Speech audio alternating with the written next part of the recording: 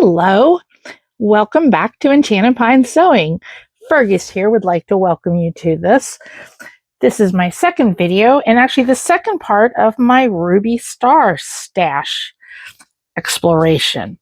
So as you can see here, I have a whole bunch of projects, and if you watched my first video, then you know where all of these came from.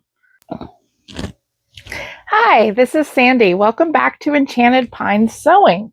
So for my very first sewing video, I showed you a whole bunch of Ruby Star fabrics that I had in my stash that I was wanting to make some projects out of. And I went through my process of how I like to sort and group and make decisions about what fabrics I want to use and then start matching them up to some patterns. So I did a lot of sewing. In fact, I have been sewing like crazy for the last couple of weeks in between these videos, and I want to show you the things that I have been able to finish, assuming my cats don't knock my tripod down or come crashing through this entire thing. So I ended up making most of the projects that I showed you in my first video, things like the honeycomb case and the swivel pouch. I actually made two of these, and meanwhile my cats are playing with a box.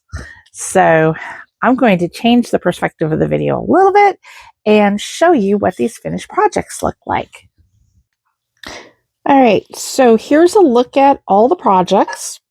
There are, I keep miscounting, I'm not sure there's 15 or 16, but there's a lot, and part of that is because every time I try to count, these silly kitties keep doing silly kitty things. So just to start this off, I want to show you some of the things that I made. One of the lines that I really wanted to use some more was the Hello Alice line. So I actually have 5 projects right here with Hello Alice. Actually, nope, 6, my bad. And we'll go through all of those. I have a mini quilt that's hiding underneath here that I'm going to show you. I have a project bag.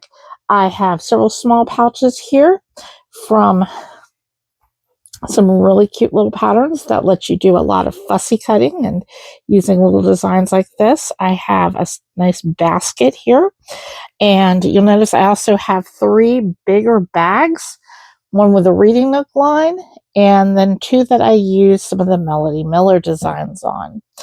And I'm also going to show you what things I did by the patterns and what I thought of some of those patterns, and then a couple of things that I just did sort of on my own, messing with the panel. So aside from just wanting to play with my stash, a lot of this was inspired by this bag. This is it's a by Annie bag, and I don't know why I'm blanking on the name for a second, but it's the one that's meant to be used as like you could put a racket in here for pickleball, courtside, that's what it is. Sorry. Anyway, I made this out of all these fun Sarah Watts fabrics from the Hello Alice line. And this is a complicated bag. There are so many. You can see on the inside all these pockets and pouches and zippered areas. And there's accordion pouches in here. There is a ton of stuff in here. And it is a great bag to carry because you can carry a lot in this thing. And sometimes I don't like to I try not to just make a giant dump of everything into bags, because we all know how that can be. You're reaching in and trying to find whatever you're looking for, and it's like a giant black hole. So what I decided to do is, when I was going through the stash stuff, make some more smaller things I could use to organize with this. By the way, I have to just show you this. Look at these adorable little charms. There is a little bunny. And then on the side here with these main zippers, there is also, and I just could not resist how cute these were. There's like a little teacup and a cake. Let me turn that around. Of course, does want to show when I want to show it. So super, super cute. It's fun to add little touches like that when you make your own bags because you can. So one of the first things I decided I wanted to make for this, I had gotten the new pattern, one of the new by Annie patterns called Cuticle Collective. All right. So that is this one. And one of my first thoughts was I could use some of the pieces of the panel that I had bought and somehow make that work into one of these bags. Well, as I was going through the patterns, I just figured I'd end up messing up some of the really cute panels. In particular, this one is like my favorite. Look how adorable that is. With the books and the cats, all things I love. And then this one's really cute too. So these were sort of inspired by the idea of these like kind of little flat pouches, although I didn't have the right thing to make it more like this. I'll get to this one in a minute. So what I ended up doing was putting together 4 panels. There's 2 on the inside that you can't really see. And I did that, another 4 panels here. There's one on the back. Look at that. That cat that's like a playing card. So cute. Anyway, I used a curve tool, one of the Wonder Quick rulers from So Kind of Wonderful, to make this nice little curve. So I'd have a nice little pocket so I could see, just kind of visualize what might be in here. I think this would be great to put something like a book in, because I don't know about you, but if I throw a book loose in a bag, I end up with the pages all, kind of dog-eared, and that bugs me. So I did not want to do that. Okay. So these were also inspired by Cuticle Collective, and they're the actual side pieces from this guy, which I'm going to get to in a moment. Okay. But they had you using binding for all of the sides. Well, I had made quite a lot of this binding, but I didn't have enough to do 2 of them for the sides. So I decided to make these so that they were able to be done inside out like this, and added my own snaps. I didn't use the by Annie snaps. I have a whole big set I got off Amazon in all different colors. So easy enough. So I have 2 of these, which, anything from like, place to stash like extra cables or chargers for your cell phone, sunglasses, lots of different things, pens, could fit in there very nicely. But this is the one Cuticle Collective bag that I did end up making. This is the square bag in the medium size. Now, I went rogue just a little bit. Instead of doing the handle with by Annie directions, I had some Tula webbing that I decided looked nice with it, and I decided to use it. I also had some of these cute little labels here, and I used one of them over here as a zipper tab. In fact, when you pull it down, it says, "We're all mad here." And this, I haven't decided exactly what I'm going to end up putting in it, but this is a nice big space. And I kind of did an ombre effect with tried to do a little bit of an ombre effect, trying to like get all the colors to go like a gradient so that it all went through there. And that is the medium square bag from Cuticle Collective. That's an easy pattern. I had to mess with it a little bit just because I had some odd pieces of fabric, and you don't necessarily have to do patchwork. I just decided to do patchwork. And I also added a quick tag with my logo on it. You can get those from Heartwood and Hyde, which is really cool. So this is the last thing that I made. Hi, baby. Anna's here.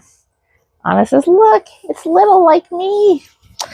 And this is one of the honeycomb cases. You see here, just moved all my patterns. I've got a lot of patterns right here. I think these cats are wanting to knock down because I got 2. Good Lord. These cats are crazy. If you have cats, you know. I love them, but they are so crazy. Anyway, honeycomb case. And this is the medium size of the honeycomb case, just for perspective here. Okay, so for this, instead of cutting by dimensions, you have actual pattern pieces, which I like to note that because if you've ever done a by Annie, you know you're cutting by dimensions. So a little bit different. Some patterns work well that way. Others, like this one, I was very happy to have pattern pieces. So this is what the honeycomb case looks like on the inside. It has a couple little divided pockets here and here. And then it has this little expandable section, hence the honeycomb. Oh, there goes the cat again. Anyway, so this would be good for lots of small things that you might want to store. And it does have a nice wide opening zipper with a couple little tabs to make it easier to open. So I got all 6 of those projects out of a lot of my Hello Alice fabric. Do I have any left? Yeah, I still have a little, but I got a lot of things that can go with my big Hello Alice bag, and I'm very happy about that. And so that's 2 of the patterns that I tested. I would recommend both of these. I enjoyed making them, and I'm sure I will be back to those again. Now, moving on to something a little different. So this cute little pattern here, it's called Basket Bunch, and it has 3 different sizes that you can make. I went medium again. And so this one, I used the washi tape and like little stationery kind of line, and you use decor bond in this. And with the smallest basket, you only have to use decor bond on 1 piece of your fabric. With medium and large, you use it on 2, and you can see it is, it's fairly sturdy as far as holding its shape, which I like. And this is going to end up in my home office, otherwise known as the scrap lab. That's a story for another time. But, way cuter than a lot of other things that I could just randomly pick up somewhere. Lots of fun. So that is Basket Bunch by Studio M. Another pattern I can imagine myself returning to because it's so cute. All right. And Gemma, no. Oh, wait. Gemma's trying to take the ribbon off of something. We'll have to deal with her. All right. So now on to some pouches that I did with the washi tape line and with persimmon. So first up, the Brickyard double zip pouch. That is this. Again, so cute. This one also has 4 different sizes. I went with the medium. Or did I do the small? Small. Anyway, I thought this was really cute. And then just for fun, I added a couple of little charms. I had a little Hello Kitty charm in my stash. I had a little Hello Kitty ice cream cone, which I thought was cute. And then for this one, I used the speckled fabric on the inside. I did also on this add a label. Trying to do better at labeling things. Sometimes I don't think about it until I get to the end of the project. Then I have to go back. And not everything is going to end up with a label. But I like to do that because I like it. Just because. Why not? That's the thing with sewing. It's your project. You can do whatever you want. Just like Kitty behind me, who's going to just do her thing. Okay. So these 2 pouches are the swivel pouch. This is so cute. It's perfect for like cutting up a charm square, especially fussy cutting. I did a lot of fussy cutting with the charm squares so that I could get all of these cute little designs, to center as well as possible. You can see some more of these on persimmon. This is the large bag that I'm holding up right now. And this guy right here is the small size. Is this the large or is this the medium? Nope. Let's see here. Yeah, this is the large and this is the medium. The small one is actually the same height, but it has like 4 instead of 6 of these across. And the big difference with the large is that the large is the only one you box the corners at the bottom. So you do get a little bit more storage in that. And then for the inside for persimmon, I use this blue little print. Really cute. And I use the little fishies for the inside of this. All right, so that is swivel pouch. Another good one.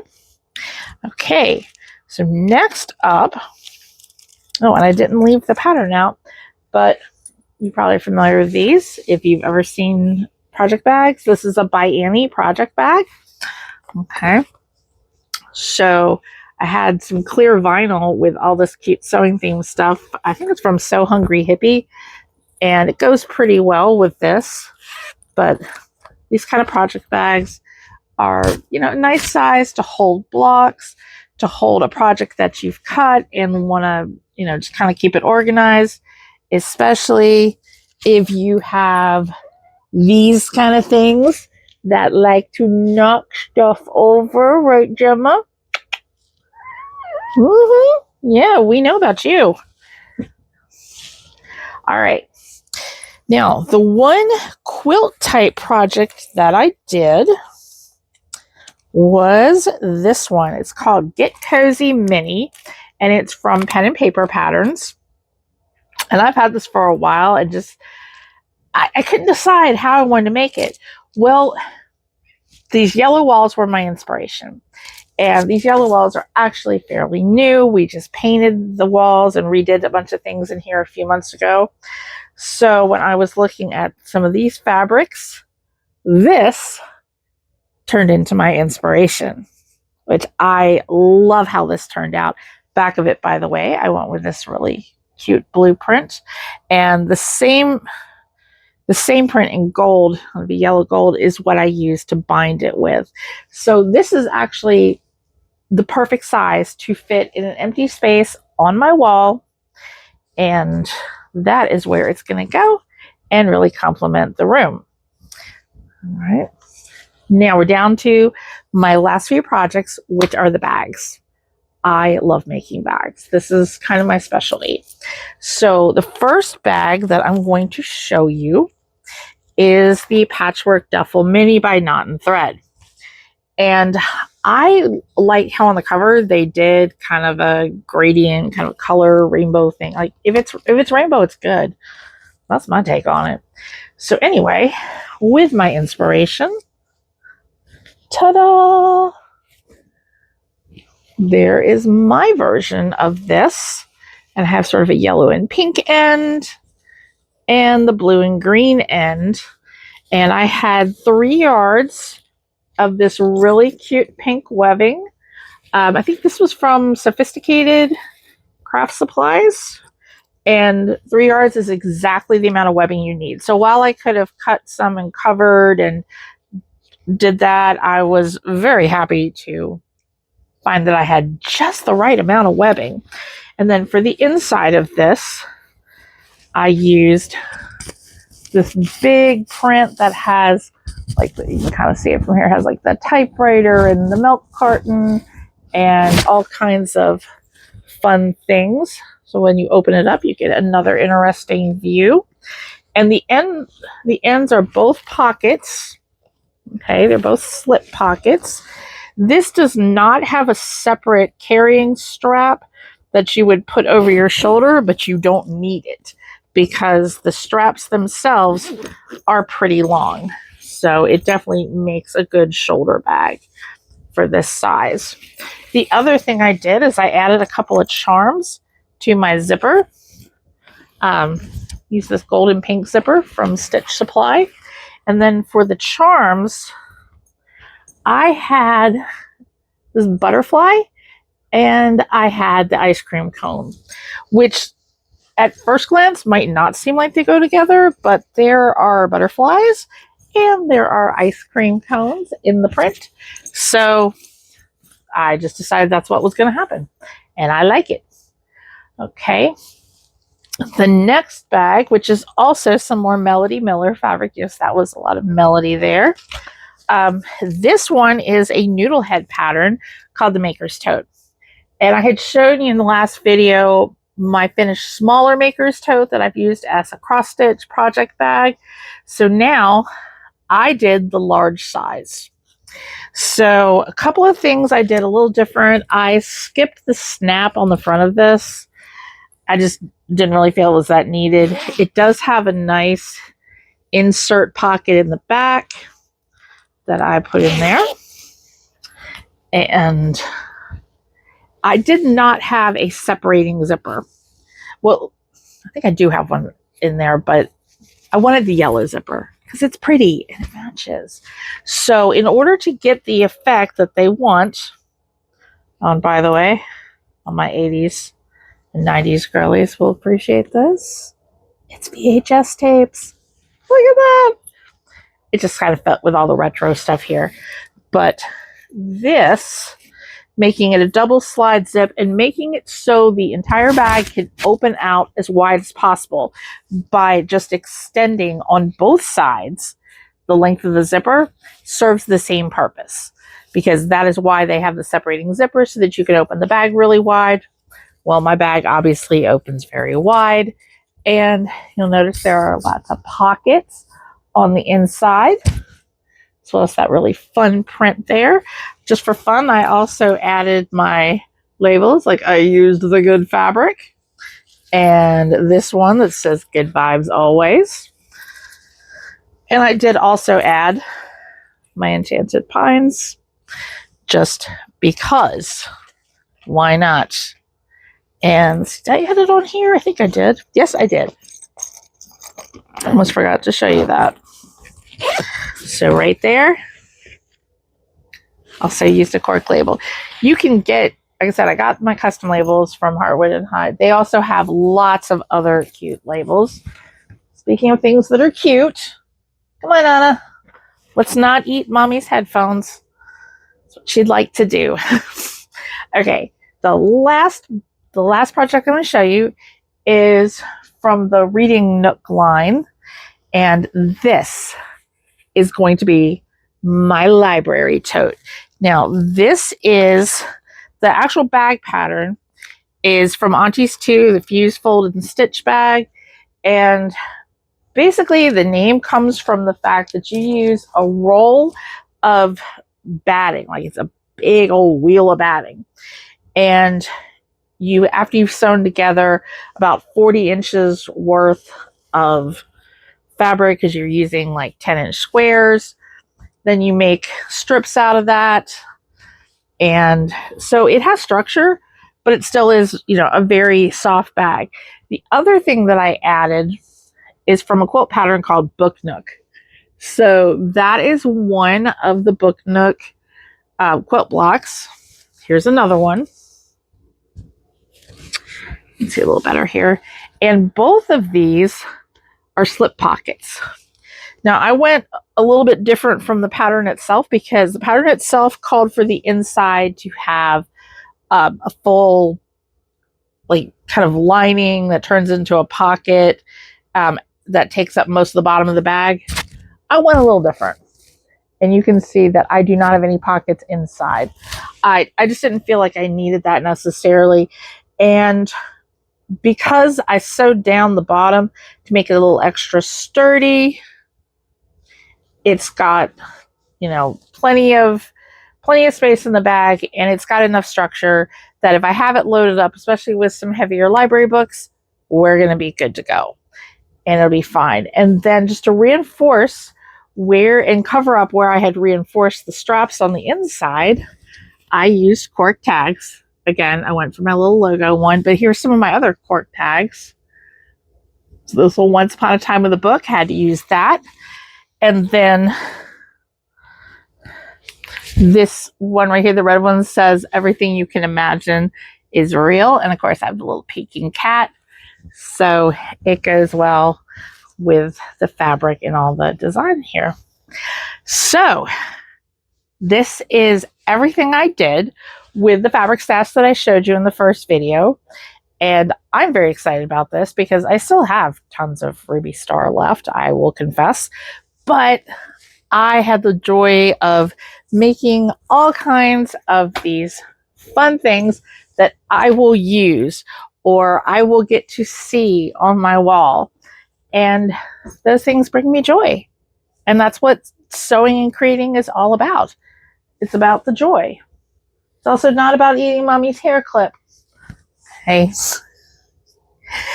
All right. So, once again, welcome to my channel. This is only video number 2.